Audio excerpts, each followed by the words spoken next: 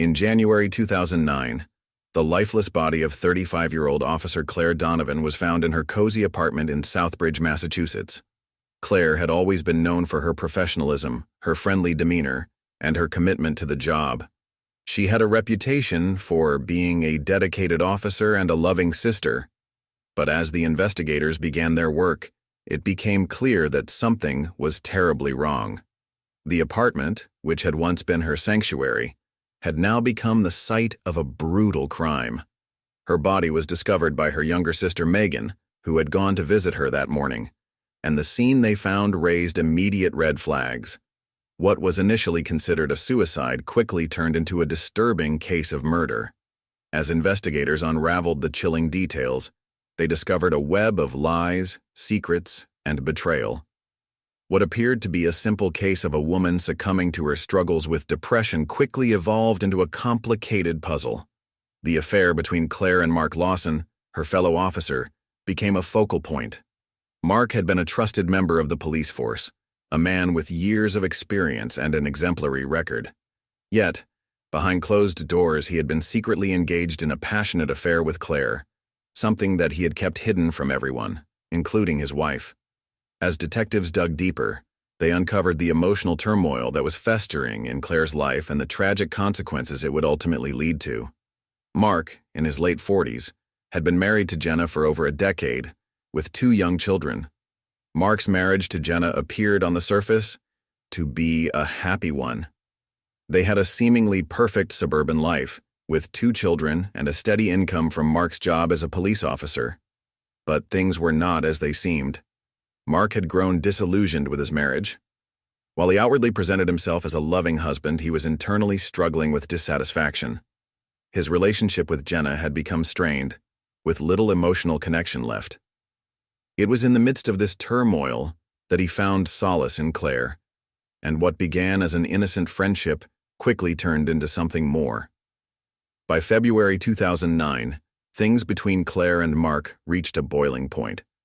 While their affair had, initially, been a thrilling escape from their respective personal lives, it soon began to cause friction. Claire, more emotionally invested in the relationship than Mark, became increasingly demanding. She wanted him to choose her over his family, to leave Jenna and start a new life together. Mark, however, was reluctant. Despite his feelings for Claire, he couldn't bring himself to risk everything: his career, his family, his reputation, on an affair that seemed to be growing more precarious by the day. Claire's constant pressure and threats to expose their affair added fuel to an already volatile situation, pushing Mark to the brink. On February 18, 2009, Claire's body was discovered by her younger sister, Megan. That fateful morning, Megan arrived at Claire's apartment for a routine visit. What she found would change her life forever.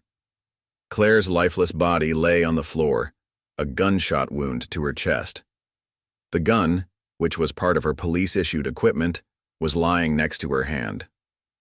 At first, the scene seemed to suggest suicide, which might have been consistent with Claire's ongoing struggles in her personal life.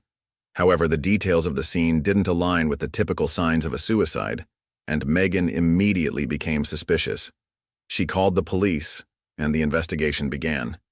As Taylor examined the scene, he noticed inconsistencies. Detective Owen Taylor, a seasoned investigator, arrived at the crime scene and quickly identified red flags that suggested this wasn't a suicide at all. For one, the gun appeared too clean. If Claire had indeed shot herself, there would have been more evidence of a struggle or movement, but the scene suggested a controlled, almost staged environment. The absence of a struggle further suggested that Claire had not been the one to pull the trigger. Taylor's instincts told him that the case was not as straightforward as it seemed, and that someone close to Claire, someone she knew and trusted, was responsible. Mark was questioned on February 20, 2009, and at first he denied any involvement in Claire's death. When questioned by police, Mark Lawson put on his best poker face. He claimed to have had nothing but a professional relationship with Claire. He denied the affair entirely, dismissing it as a baseless rumor. His responses were confident and calm, but the detectives weren't buying it. As they pushed him further, The tension in the room grew palpable. Mark stuck to his story, but the detectives knew that something wasn't adding up. They began to look for physical evidence, emails, or any signs that could tie him to Claire's death. Despite his composed demeanor, Mark's private life was crumbling. Behind the walls of his home, Mark's life was in chaos. His marriage to Jenna was on the verge of falling apart. Jenna had become suspicious of his behavior, noticing signs of emotional distance and secrecy. Their conversations had become strained, and Mark's erratic behavior only deepened her concerns. As the investigation into Claire's death intensified, Mark's anxiety grew.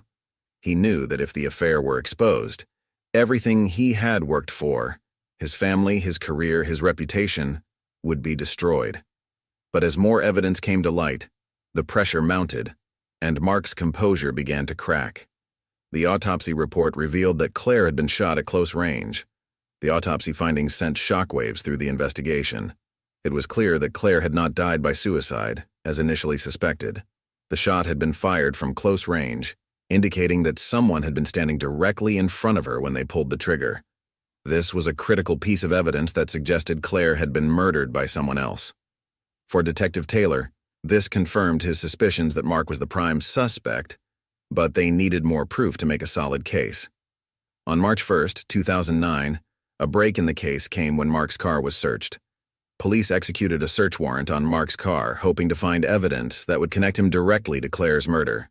What they found was damning: gunpowder residue on a jacket in the trunk of his car. This was consistent with someone who had recently fired a weapon. Furthermore, surveillance footage from a nearby convenience store placed Mark's car near Claire's apartment on the night of her death, contradicting his claim that he was nowhere near the scene. These discoveries were crucial in building a case against him, and the net was tightening around Mark.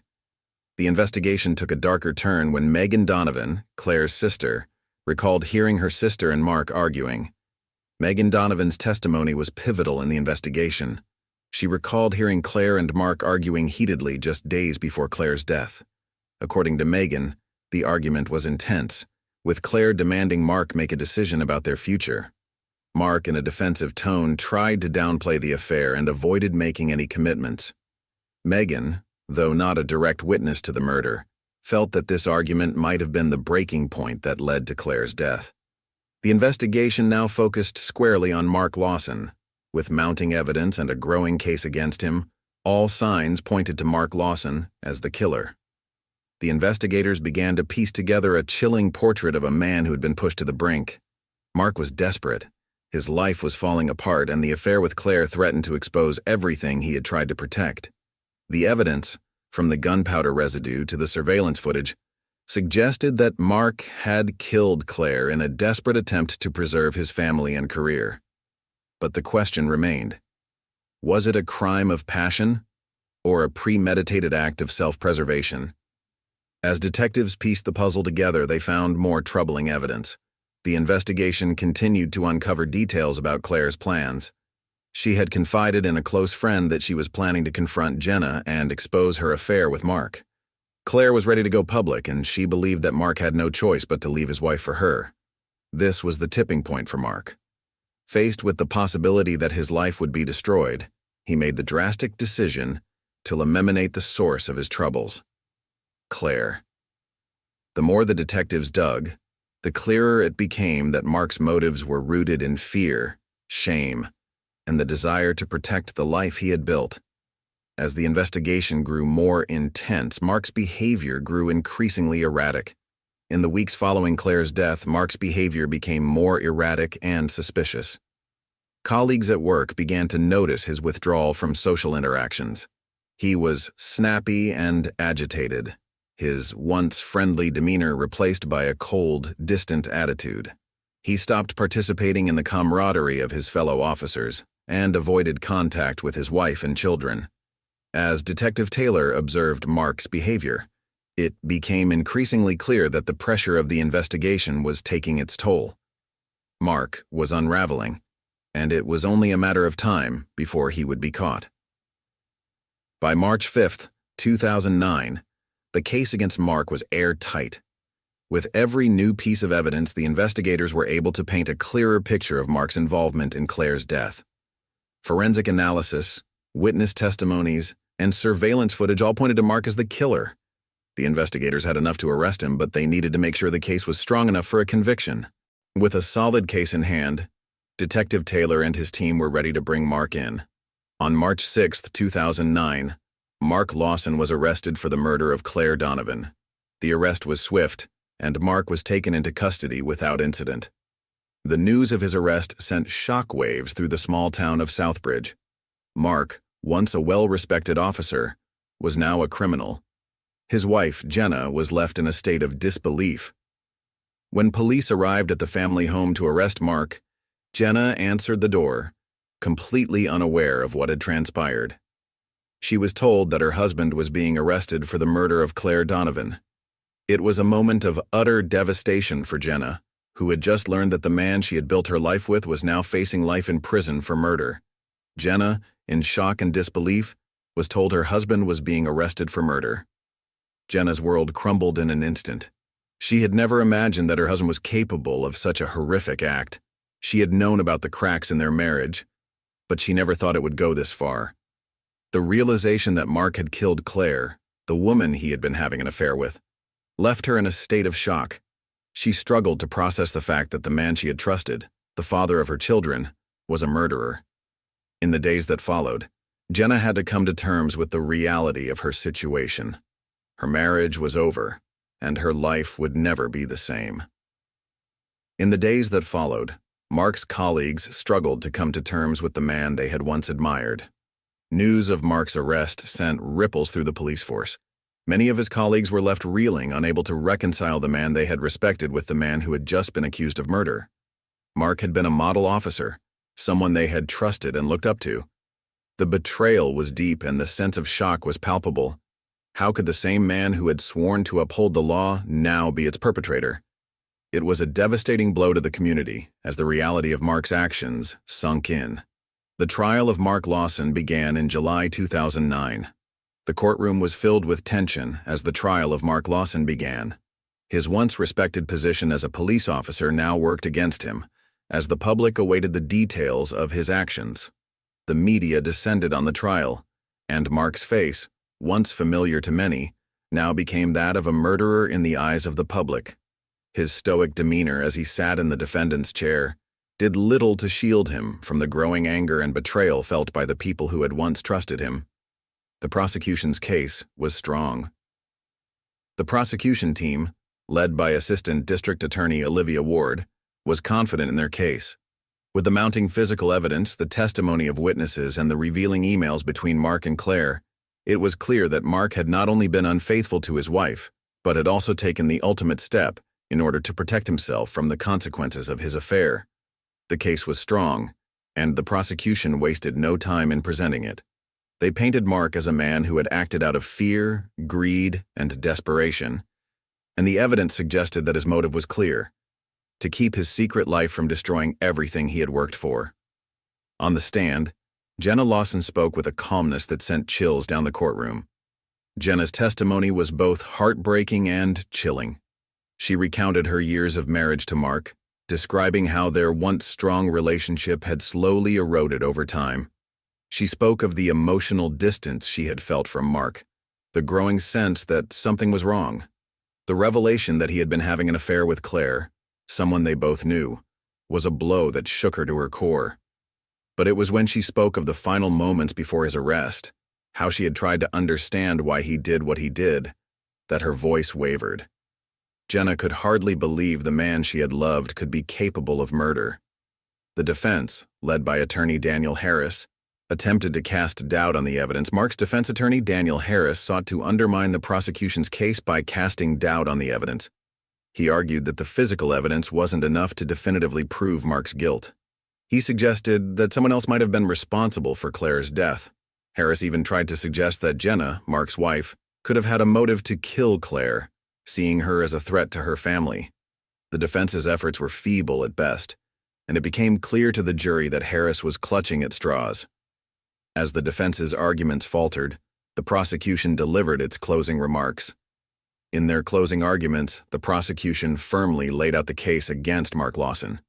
They highlighted the key pieces of evidence: the gunpowder residue found in his car, the surveillance footage placing him at the scene, the phone records showing his communication with Claire just before her death, and the testimonies of those who had heard his arguments with Claire. The prosecution painted a picture of a man who had grown desperate, trying to juggle his personal life, marriage, and career, only to choose murder as a way to eliminate the threat Claire posed to his carefully constructed world. Assistant District Attorney Olivia Ward emphasized that Mark's affair with Claire was not just a moral failing, but a dangerous secret that led to an irreversible, fatal decision. The jury deliberated for several days before returning with a verdict. As the jury deliberated, the tension in the courtroom was palpable. The weight of the case hung heavily over the jurors, and the decision they would make would affect not only the lives of Mark and his family, but the entire community. The deliberations stretched into several days as the jury reviewed the evidence, discussed the testimonies, and considered the implications of Mark's actions. It was a long and agonizing wait for both the prosecution and the defense as they awaited the verdict that would determine Mark Lawson's future. On July 20th, 2009, Mark Lawson was found guilty of second-degree murder. The verdict was finally announced. Mark Lawson, the man who had once been a trusted member of the police force, was found guilty of second-degree murder in the death of Claire Donovan. The jury had determined that he had intentionally killed Claire in a moment of desperation, but without the premeditation that would warrant a conviction of first-degree murder. Mark's face remained expressionless as the verdict was read. His family, who had supported him throughout the trial, was left in shock, struggling to come to terms with the reality of what had happened. The courtroom fell silent as the judge read out the sentencing. Mark was sentenced to 25 years to life in prison. The judge handed down a sentence of 25 years to life, marking the end of Mark Lawson's career and personal life. He would spend the rest of his life behind bars for the murder of Claire Donovan, the woman he had once claimed to love. The sentence was a harsh reminder that no one, not even a respected officer of the law, was above accountability for their actions. Mark's wife, Jenna, was left to pick up the pieces of her shattered life, raising their children without their father while trying to rebuild her own future. Claire's family, meanwhile, found a sense of justice in the conviction. Though they knew that nothing would bring their beloved sister and daughter back, the case shocked the community of Southbridge, where Mark had once been a pillar of law enforcement. The people of Southbridge were left reeling by the revelation that one of their own, someone who had dedicated his life to serving and protecting, had committed such a horrific crime. Mark had been a well-known figure in the town, a man who had earned the respect of his colleagues and community members. His arrest and conviction sent shockwaves through the small town, leaving many grappling with the stark contrast between the image of the man they had known and the reality of his actions. The case became a symbol of the darkness that can lurk behind even the most ordinary of facades. Jenna Lawson, now a single mother, faced the difficult task of rebuilding her life. In the aftermath of Mark's conviction, Jenna was left to rebuild her life from the ground up. She had lost not only her husband, but the life she had envisioned for her children. As a single mother, she faced the enormous challenge of providing for her children, both emotionally and financially, while also coming to terms with the betrayal that had shattered her world. Despite the pain and heartbreak, Jenna found strength in her children and began to focus on their future. She sought therapy to help her process the trauma of the betrayal and the loss, and, slowly, with the support of her loved ones, began to rebuild a new sense of normalcy. The story of Claire Donovan serves as a haunting reminder of the dangers of secrets, betrayal, and unchecked desire. The tragic death of Claire Donovan is a stark reminder of how unchecked desires, secrets, and the breakdown of trust can lead to irreversible consequences. Claire's hope for a future with Mark was ultimately her undoing, as her demands for a commitment led to the final confrontation that ended her life. For Mark, his inability to confront his emotions and face the consequences of his actions led him down a path of destruction. His decision to kill Claire in an attempt to save himself from scandal resulted in a lifetime of guilt, regret, and imprisonment. The case also underscored the importance of confronting one's emotions and responsibilities, as the failure to do so can lead to devastating outcomes. In the years following the trial, the community of Southbridge slowly began to heal, but the scars of the crime would never fade. Though time passed and the residents of Southbridge began to rebuild their sense of normalcy, Mark Lawson, now incarcerated, lives with the consequences of his actions every day. As Mark Lawson serves his sentence, he is confronted daily by the consequences of his choices. His life is marked by the murder of Claire Donovan, a crime that has defined his existence. Behind bars, Mark has had time to reflect on the actions that led him to this point, but the realization of the irreversible damage he caused will haunt him for the rest of his life. His story serves as a cautionary tale of how one person's choices can destroy not only their own life, but the lives of those around them. The man who once had it all, family, career, and respect, now faces a future defined by loss, regret, and isolation. Claire Donovan's family continues to honor her memory and the life she had before the tragedy. Claire's family, despite their grief, continues to honor her memory. They hold on to the good memories of Claire, the kind, intelligent, and dedicated woman who had a bright future ahead of her. Her death left an irreplaceable hole in their lives, but they have worked to preserve her legacy by speaking out about the dangers of domestic betrayal, the importance of mental health, and the need for justice. While the pain of losing Claire will never go away, her family finds solace in knowing that justice was served, and her memory will live on in the hearts of those who loved her. The tragic case of Claire Donovan and Mark Lawson remains a reminder of the fine line between love, obsession, and violence. The case of Claire Donovan and Mark Lawson serves as a chilling reminder of the fine line between love and obsession. What started as an illicit affair quickly spiraled into a tragic and violent end. The case is a stark illustration of how unhealthy relationships, fueled by desperation and deceit, can lead to catastrophic outcomes. It challenges us to consider the true consequences of our actions and to reflect on the impact of betrayal, secrecy, and obsession on those around us. The story of Claire and Mark is not just a tale of crime, but a cautionary one, reminding us all of the dangers that can lie beneath the surface of even the most seemingly normal relationships.